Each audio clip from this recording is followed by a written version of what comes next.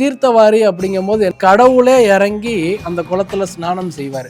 ஜீவராசிகளும் நல்லா இருக்கணும்னு கடவுளும் வந்து ஆசீர்வதிக்கக்கூடிய ஒரு அற்புதமான ஒரு நிகழ்வு தான் இந்த தீர்த்தவாரி. அந்த தீர்த்தவாரியில் என்ன பண்ணுவாங்கன்னா, சுவாமிக்கு வந்து கோவிலில் இருக்கக்கூடிய விக்கிரகங்கள்லாம் மூல விக்கிரகங்கள் இல்லாமல் உற்சவ விக்கிரகங்களுக்கும் பவர் உண்டு. சுற்றி உள்ள அனைத்து கோவில்களுடைய சாமியும் ஒரே இடத்துல இருந்து தீர்த்தவாரி பண்ணும்போது ஒரு சாமிக்கு அவ்வளோ பவர்னா எத்தனை சுவாமிகள் வந்து தீர்த்தமாடுது. புத்திர பாக்கியத்துக்காக தடையாக இருக்கிறவங்க, அதுக்கப்புறம் வந்து இந்த சித்த பிரம்மைன்னு சொல்லுவோம், அந்த சைக்காலஜிக்கு ட்ரீட்மெண்ட் எடுக்கிறவங்க, ஸ்ட்ரெஸ்ஸுக்கு ட்ரீட்மெண்ட் எடுக்கிறவங்க எல்லாருமே அந்த மாசி மகத்தன்னைக்கு வந்து நீராடல் செஞ்சுட்டு போயிட்டு நான் சொல்லக்கூடிய வழிபாடுகள்லாம் பண்ணிட்டு போனீங்கன்னா கண்டிப்பாக வந்து உங்களுக்கு வந்து அடுத்த லெவல் சக்ஸஸ். மகாமக குளம் சுற்றியே வந்து நமக்கு கோவில் தான். காசி விஸ்வநாதர் அங்கேயும் இருக்கார், கரை ஓரமே காசி விஸ்வநாதர் இருக்கார். அவரை ஒரு முறை வழிபாடு செஞ்சுட்டு வந்துட்டு அதன் பிறகு குளத்துல வந்து நல்லா ஸ்நானம் பண்ணிட்டு முன்னோர் மூதாதையர்களுக்கு, அதாவது தாய் தந்தை உள்ளவங்க திதி தர்ப்பணம் கொடுக்க வேண்டாம். காளஹஸ்தீஸ்வரர் கோவில்னு கும்பகோணம் லோக்கல் டவுன்லேயே அமைஞ்சிருக்கு.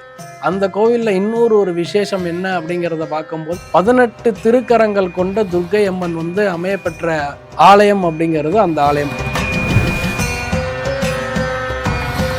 நம்மளோட முன்னோர்கள் வந்து எந்தெந்த தெய்வத்தை வழிபட்டாங்களோ அந்தந்த தெய்வங்களை வந்து நம்மளும் வழிபடுறதுல எந்த தப்பும் கிடையாது. அவங்க ஃபேமிலியோட ரிச்சுவல்ஸை ஃபாலோ பண்ணும்போது இன்னும் கொஞ்சம் நல்லாயிருக்கும். பயணங்கள் சார்ந்த விஷயங்கள் கிளம்பும் போது வீட்டுக்கு அருகாமையில் இருக்கக்கூடிய விநாயகரை வழிபட்டுட்டு அவருக்கு ஒரு சிதற்காய் எடுத்து வச்சுட்டு தேங்காய் எடுத்து வச்சுட்டு முன்னோர்கள்ட்ட ஒரு ஆலோசனை கேட்டுட்டு போகிறது தான் சார்.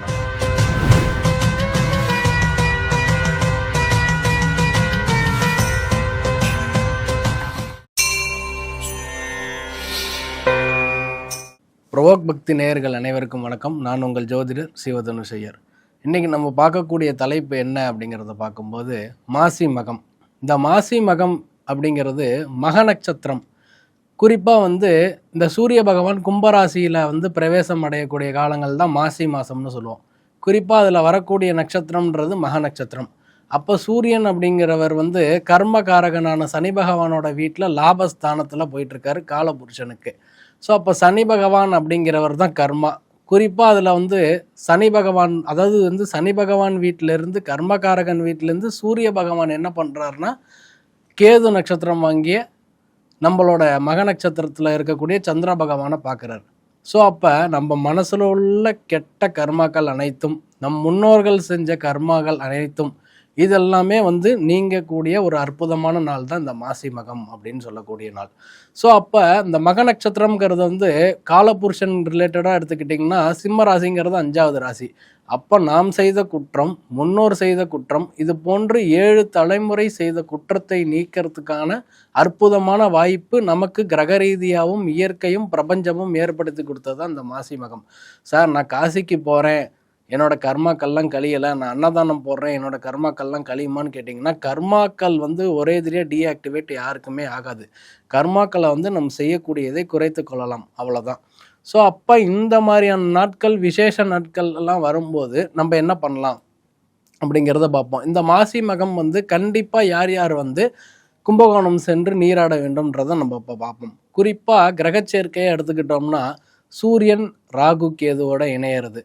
அதே போல் வந்து 9ஆம் அதிபதின்னு சொல்லக்கூடியவர் தான் பித்தூர்காரகன். அந்த பித்தூர்காரகன், பித்தூர் ஸ்தானாதிபதி, இவங்க எல்லாருமே ராகு கேது மற்றும் மாந்தி பகவான் தான். பிரசன்னம் பார்க்கும்போது பித்தூர் தோஷங்கள் பல பேர்த்துக்கு வரதுக்கான காரணம் இந்த மாந்தியால் தான். மாந்தி வந்து பிரசன்னத்தில் நம்ம நல்ல கர்மா பண்ணியிருந்தோன்னா ஹீரோவாக நமக்கு இருப்பார், கெட்ட கர்மா பண்ணியிருந்தோம்னா வில்லனாக இருப்பார். ஸோ அப்போ இந்த ஜாதகத்தையும் எடுத்துக்கிட்டாலும் சரி, பிரசன்னத்தை எடுத்துக்கிட்டாலும் சரி, 9ஆம் அதிபதி மாந்தி, சூரியன் மாந்தி, சூரியன் ராகு கேது, 9ஆம் அதிபதி ப்ளஸ் ராகு கேது, இவங்க இருக்கிறவங்க என்ன பண்ணலாம் அப்படிங்கிறத பார்க்கும்போது மாசி மகம் அன்னைக்கு வந்து ஃபஸ்ட்டு என்ன பண்ணணும்னா அங்கே இருக்கக்கூடிய கரையோரம் இருக்கக்கூடிய விநாயகர், மகாமக குளம் சுற்றியே வந்து நமக்கு கோவில் தான். ஸோ அப்போ காசி விஸ்வநாதர் அங்கேயும் இருக்கார், கரை ஓரமே காசி விஸ்வநாதர் இருக்கார். அவரை ஒரு முறை வழிபாடு செஞ்சுட்டு வந்துட்டு அதன் பிறகு குளத்துல வந்து நல்லா ஸ்நானம் பண்ணிட்டு முன்னோர் மூதாதையர்களுக்கு அதாவது தாய் தந்தை உள்ளவங்க திதி தர்ப்பணம் கொடுக்க வேண்டாம். ஸோ கையால் நாங்கள் செஞ்ச தப்பெல்லாம் வந்து நீங்கள் தான் ஏற்று மன்னிச்சுக்கணும், இனிமேல் வந்து எனக்கு ஒரு நல்ல வாழ்க்கை தரணும் அப்படின்னு சொல்லிட்டு ப்ரேயரை பண்ணிவிட்டு நல்லா குளிச்சுட்டு மறுபடியும் வந்து அதே காசி விஸ்வநாதர் கோவிலில் தரிசனம் பண்ணிவிட்டு சுற்றி இருக்கிற கோவில் தரிசனம் பண்ணிவிட்டு குறிப்பாக கும்பேஸ்வரர் ஆலயம் தான் செல்லணும். ஏன்னா கும்பம் வந்து தோன்றிய இடம். அங்கே வந்து வேடமூர்த்திங்கிறவர் தான் அந்த அம்பை எடுத்து குடத்தை இது பண்ணும்போது ஒவ்வொரு பார்ட் வந்து ஒவ்வொரு இடத்துல விழுந்தது தான் சுற்றி உள்ளார கோவில்கள் எல்லாம். குறிப்பாக நம்ம மாசி மகத்தன்னைக்கு செல்ல வேண்டிய கோவில்கள் அப்படிங்கிறத பார்க்கும்போது முதல் கோவில் காசி விஸ்வநாதர் கோவில். அது வந்து கரை ஓரமே இருக்குது. அடுத்ததாக என்ன பண்ணணும் அப்படிங்கிறத பார்த்தோம்னா, இந்த காசி விஸ்வநாதரை பார்க்கும்போது நமக்கு வந்து ஏற்பட்ட ஊழ்வினை கர்மாக்கள் எல்லாம் நீங்கி அடுத்த ஸ்டெப்புக்கு வந்து நம்ம வேற ஒரு உலகத்துக்கு இந்த பிரபஞ்சம் வந்து இறைவனோட பேரொருளால் கூட்டிகிட்டு போகும். ரெண்டாவது விஷயம் என்னங்கிறத பார்க்கும்போது கும்பேஸ்வரர் கோவில்.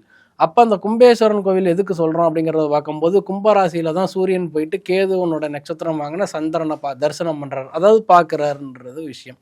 மூணாவது விஷயம் அப்படிங்கிறது வந்து இந்த காலங்கள்லாம் நமக்கு சப்போர்ட் பண்ணாதனால தான் இவ்வளோ கஷ்டப்பட்டுட்டு இருக்கோம்.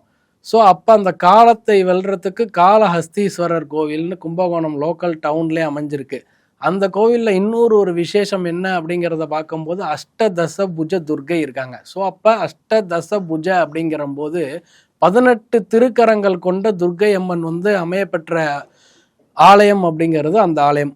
அதே போல் வந்து அந்த கோவிலில் தான் வந்து பைரவருக்கு பக்கத்தில் ராகு பகவான் வந்து அமைஞ்சிருக்கார். நவகிரக ராகு இல்லை, பைரவருக்கு பக்கத்திலே ராகு பகவான் அமைஞ்ச ஒரே ஸ்தலம் அந்த ஸ்தலம் தான். ஸோ அப்போ வந்து ராகு கேதுக்கள் தான் நிழல் கர்மான்னு சொல்கிறாங்க. நீங்கள் கும்பகோணம் வந்துட்டு அந்த குளத்தில் வந்து நல்லா நீராடின பிறகு நான் சொல்லக்கூடிய விஷயங்கள்லாம் பண்ணிட்டு போகும்போது நீங்கள் உங்களோட கர்மாவை பேலன்ஸ் பண்ணிட்டு போகிறத கண்குளிர பார்க்கலாம். ஸோ அப்போ இந்த கோவிலுக்கெல்லாம் போகும்போது கடைசியாக என்ன பண்ணணும்னா, இந்த காளஹஸ்தீஸ்வரர் கோவிலுக்கு போயிட்டு 2 தீபம் ஏற்றிட்டு அங்கே வெளியே உள்ளவங்களுக்கு வந்து உங்களால் முடிஞ்சவங்களுக்கு அன்னதானம் கொடுத்துட்டு போனீங்கன்னா உங்களோட கர்மா எல்லாம் டீஆக்டிவேட் ஆகி நல்லாயிருக்கும். குறிப்பாக வந்து ரொம்ப நாள் வந்து புத்திர பாக்கியத்துக்காக தடையாக இருக்கிறவங்க, அதுக்கப்புறம் வந்து இந்த சித்த பிரம்மைன்னு சொல்லுவோம், அந்த சைக்காலஜிக்கு ட்ரீட்மெண்ட் எடுக்கிறவங்க, ஸ்ட்ரெஸ்ஸுக்கு ட்ரீட்மெண்ட் எடுக்கிறவங்க எல்லாருமே அந்த மாசி மகத்தன்னைக்கு வந்து நீராடல் செஞ்சுட்டு போயிட்டு நான் சொல்லக்கூடிய வழிபாடுகள்லாம் பண்ணிட்டு போனீங்கன்னா கண்டிப்பாக வந்து உங்களுக்கு வந்து அடுத்த லெவல் சக்ஸஸ் அப்படிங்கிறதுக்கு போவீங்க. நான் மேற்கொண்டே சொல்லியிருக்கேன், கிரகச்சேர்க்கையும் 1க்கு 2 முறை வந்து இந்த கிரகச்சேர்க்கையும் பார்த்துட்டு இருக்கிறவங்க கண்டிப்பாக வந்து வழிபாடு பண்ணிட்டு போங்க. அதே போல் காசி ராமேஸ்வரம் இதெல்லாம் போக வேண்டிய நீடு வந்து உங்களுக்கு கிடையாது. அதாவது ஒரு பெரிய விஷயத்த நம்ம தான் யூஸ் பண்ணிக்கிறது இல்லை, நீங்கள் யூஸ் பண்ணி பாருங்கள். இதெல்லாம் அதுக்கப்புறம் வந்து இந்த பரிகாரம்லாம் செஞ்சுட்டு போங்க, உங்களுக்கு வாழ்க்கையில் மிகப்பெரிய மாற்றங்கள்ன்றது நிகழும். முக்கியமான விஷயம்ன்றது வந்து இந்த மக நட்சத்திரம்ங்கிறதுக்கு வந்து முன்னோர்களோடதுக்கு தான் அதிகமாக கொடுத்துருக்காங்க. அப்போ அந்த முன்னோர்களுக்கு கொடுக்கும்போது நம்மளோட முன்னோர்கள் வந்து எந்தெந்த தெய்வத்தை வழிபட்டாங்களோ அந்தந்த தெய்வங்களை வந்து நம்மளும் வழிபடுறதுல எந்த தப்பும் கிடையாது. ஸோ அப்போ வந்து வீட்டில் உள்ள பெரியவங்களை கேட்டுட்டு நான் வந்து எந்த தெய்வத்துக்கு மாலை போட்டு அந்த விசேஷங்கள்லாம் எடுக்கலான்னு கேட்டு அவங்க ஃபேமிலியோட ரிச்சுவல்ஸை ஃபாலோ பண்ணும்போது இன்னும் கொஞ்சம் நல்லாயிருக்கும் அவங்களுக்கு. முருகனுக்காக இருக்கட்டும், அம்பாளுக்காக இருக்கட்டும், சிவபெருமானுக்காக இருக்கட்டும். இப்போ வந்து இந்த மாதம் இன்னும் குறிப்பாக சொல்லணும்னா இந்த வெள்ளியங்கிரி ட்ரெக்கிங்ஸ் வந்து நிறையா பேர் போகிறது தப்பு கிடையாது. நம்மளோட ஃபிசிக்கல் பாடி அதுக்கு உண்டானதா அப்படிங்கிறத நம்ம பார்த்துட்டு 1 முறைக்கு 2 முறை நம்ம எப்போதுமே ஒரு விஷயம் நல்லா ஃபாலோ பண்ணிக்க வேண்டியது என்னன்னா, ஒரு பயணங்கள் சார்ந்த விஷயங்கள் கிளம்பும் போது வீட்டுக்கு அருகாமையில் இருக்கக்கூடிய விநாயகரை வழிபட்டுட்டு அவருக்கு ஒரு சிதற்காய் எடுத்து வச்சுட்டு தேங்காய் எடுத்து வச்சுட்டு முன்னோர்கள்ட்ட ஒரு ஆலோசனை கேட்டுட்டு போகிறது தான் சார் நல்லது. அதாவது நம்ம பிறக்கும் போதே வந்து புண்ணியம் அப்படின்றத சொல்லுவோம். ஸோ அப்போ அந்த புண்ணியம் அப்படின்னு சொல்லக்கூடியதே வந்து அந்த சந்திர பகவானை வந்து சூரிய பகவான் பார்க்குறது தான். அப்போ சந்திரன் அப்படின்னு சொல்லக்கூடியது நீரை குறிக்குது. ஸோ அப்போ அந்த தீர்த்தவாரி அப்படிங்கும் போது என்ன ஆகும் அப்படிங்கிறத பார்த்தோம்னா கடவுளே இறங்கி அந்த குளத்தில் ஸ்நானம் செய்வார். ஸோ அப்போ அது மாதிரி செய்யும்போது என்ன ஆகும்னா அனைத்து ஜீவராசிகளும் நல்லா இருக்கணும்னு கடவுளும் வந்து ஆசீர்வதிக்கக்கூடிய ஒரு அற்புதமான ஒரு நிகழ்வு தான் இந்த தீர்த்தவாரி. அந்த தீர்த்தவாரியில் என்ன பண்ணுவாங்கன்னா, சுவாமிக்கு வந்து கோவிலில் இருக்கக்கூடிய விக்கிரகங்கள்லாம் மூல விக்கிரகங்கள் இல்லாமல் உற்சவ விக்கிரகங்களுக்கும் பவர் இருக்கும். அந்த மூல விக்கிரகங்கள் இல்லாமல் உற்சவ விக்கிரகங்களும் அங்கே வந்து அபிஷேகம் செய்து அந்த அபிஷேகம் செய்த நீர்லாம் வந்து அந்த குளத்தில் கறக்கும்போது, அதாவது வந்து ஒரு தெய்வத்தினுடைய இது மட்டும் நடக்காது.